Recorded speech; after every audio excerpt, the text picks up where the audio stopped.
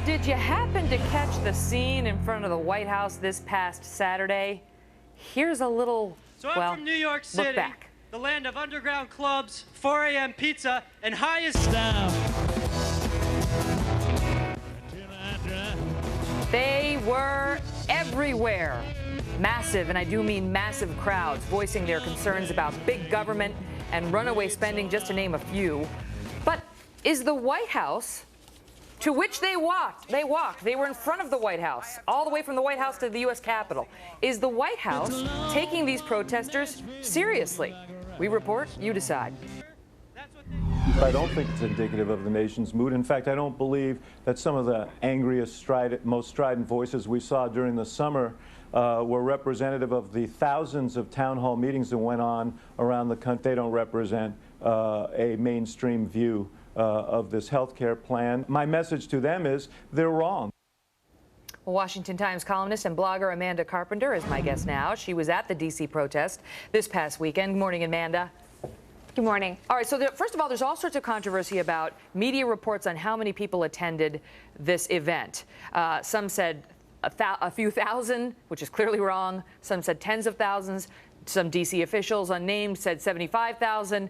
Those partaking in the rally itself said between 1.5 and 2 million. Does anybody know?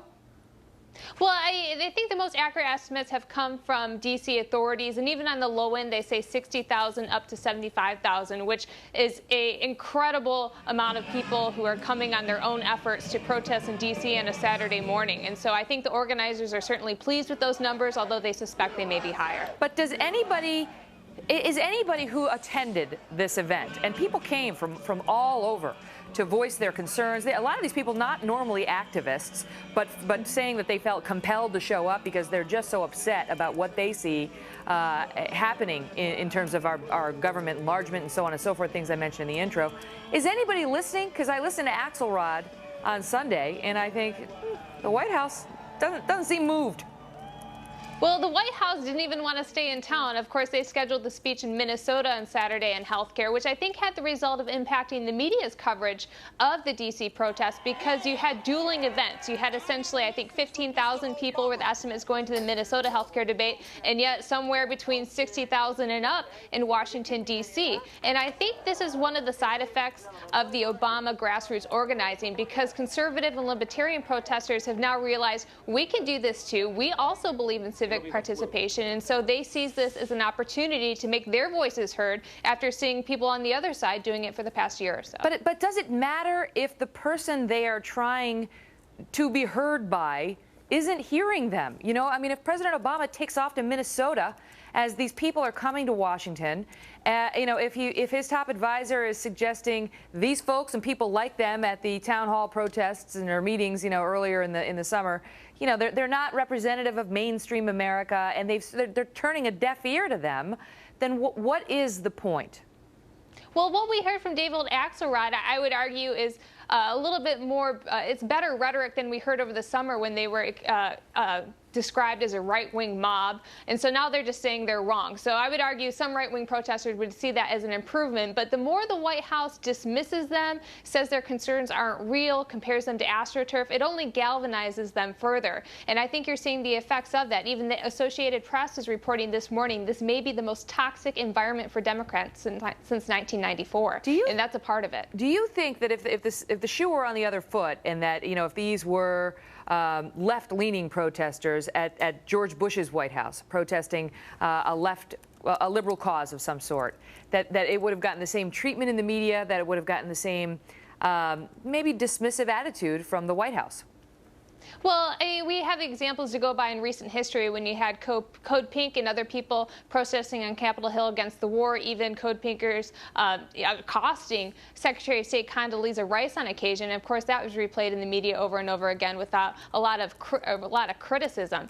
And so, you know, this is going to keep going, but I think it's very difficult for the White House to ignore, especially when they schedule a dueling speech that day, and the comparison in numbers is so obvious, even on the low-end estimates. You know, is the message undermined at all, Amanda, by there were some pictures of President Obama with the Hitler mustache going, there were some very hostile, openly hostile signs toward the president. Does that undermine the legitimacy of the message these people were trying to bring? It does a bit, but I can tell you, I was there, I was walking around. Those were very much in the minority, and some of the Hitler posters I saw were by LaRouche protesters, and this has happened on occasion. And the thing that is most striking after observing this on the ground is that everyone that was there was a dedicated activist. They had all kinds of different signs that they made themselves. This wasn't a protest where sometimes you see people coming out to see the spectacle, or where you see people who just maybe want to come out and hear the president speak, not necessarily because they believe in what he's speaking about. Everyone there was dedicated. They felt like they needed to be heard. They were willing to drive long distances on their own, pay their own way. I talked to people who came up from Arkansas, carpooled from North Carolina, and it was really something to be seen. They're proud they came out, and they fully expect to be continuing that message in their hometowns. You know, these lawmakers on Capitol Hill are told to take letters from their constituents seriously because they say, you know, for every one letter you receive, there may be hundreds, if not more, of constituents who also feel the same, who didn't take the trouble to actually write. You can only imagine what the numbers are in terms of getting in your car, driving hours, and marching on Washington. But we'll see whether it makes any difference in terms of the president's approach to governing. It may just be a philosophical difference that the electorate lives with for the term. Amanda Carpenter, thank you, ma'am.